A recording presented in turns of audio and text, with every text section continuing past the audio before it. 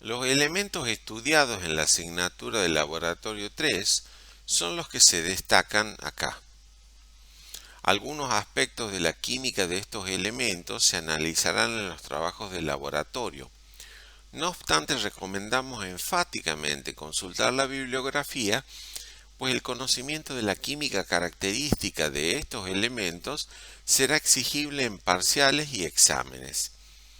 Los elementos de estudio recomendado no se analiza su comportamiento químico en el laboratorio ni son exigibles en parciales o exámenes, pero el conocimiento de su comportamiento ayuda a dar sentido a las tendencias de las propiedades dentro de los grupos y por tanto se sugiere consultar la bibliografía en relación a este tema.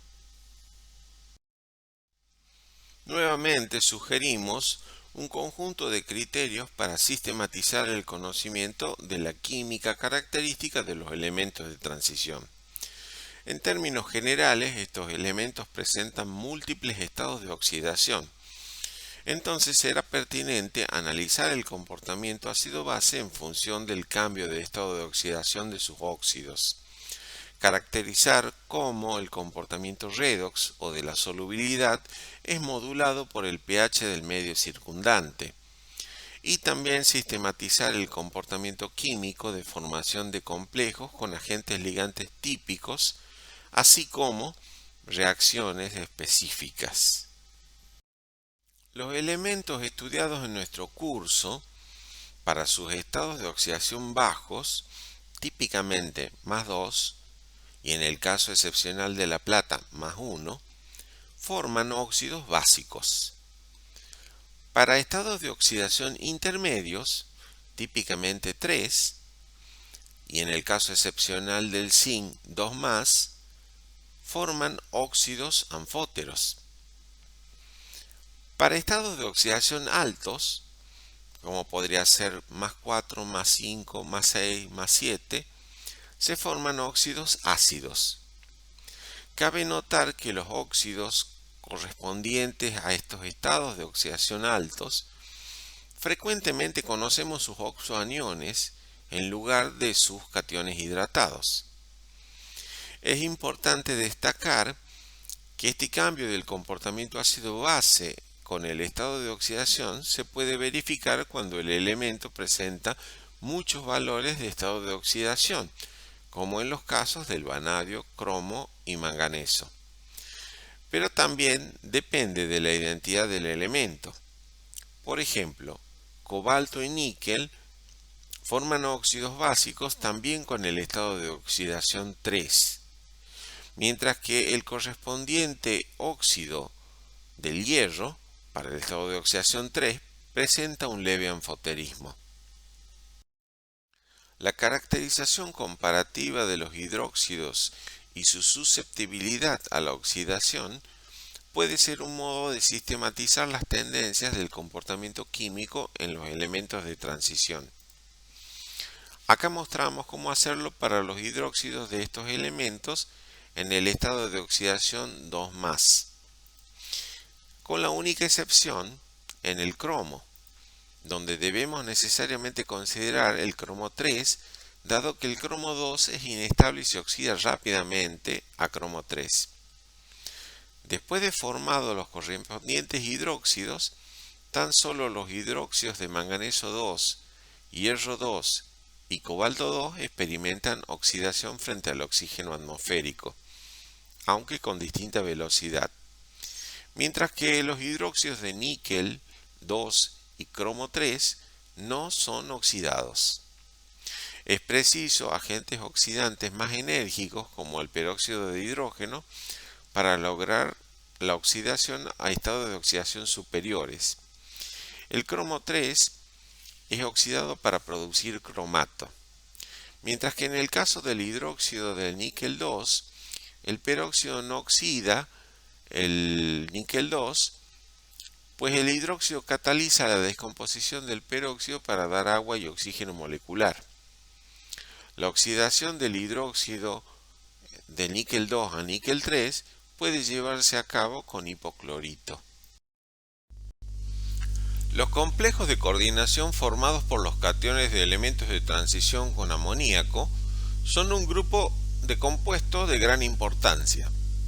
Dado que el amoníaco es un ligando de campo más alto que el agua, el reemplazo del primero por el segundo cuando se forma el compuesto lleva a cambios cromáticos que facilitan el reconocimiento de la identidad de los cationes presentes en la solución muestra.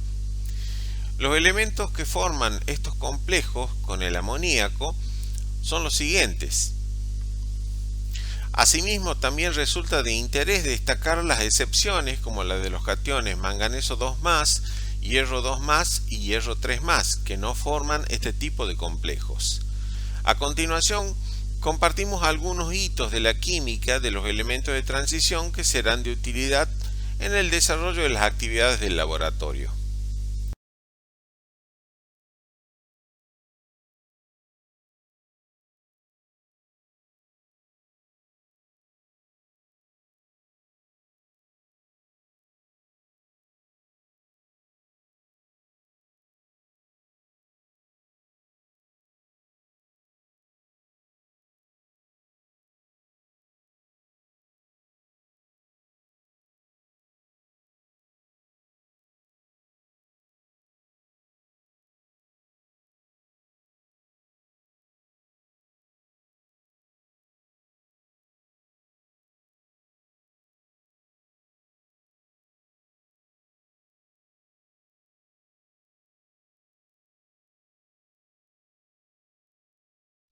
Comentaremos finalmente algunas reacciones altamente específicas.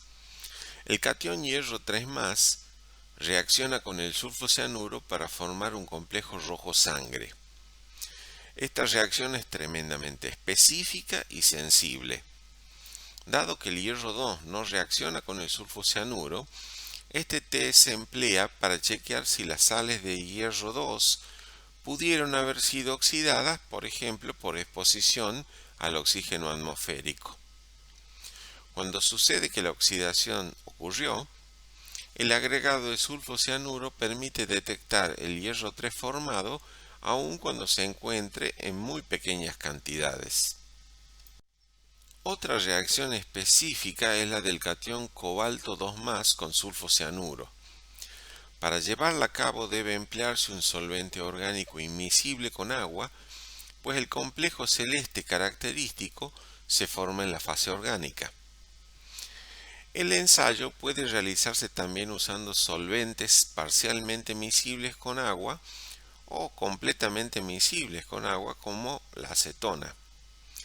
En tales casos se debe realizar la adición lenta del solvente orgánico por las paredes del recipiente, evitando el mezclado por convección.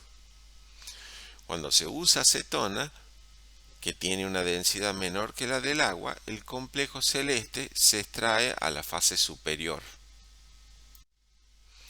Como ya se mencionara, el manganeso 2+ forma con el ion sulfuro un precipitado rosa salmón.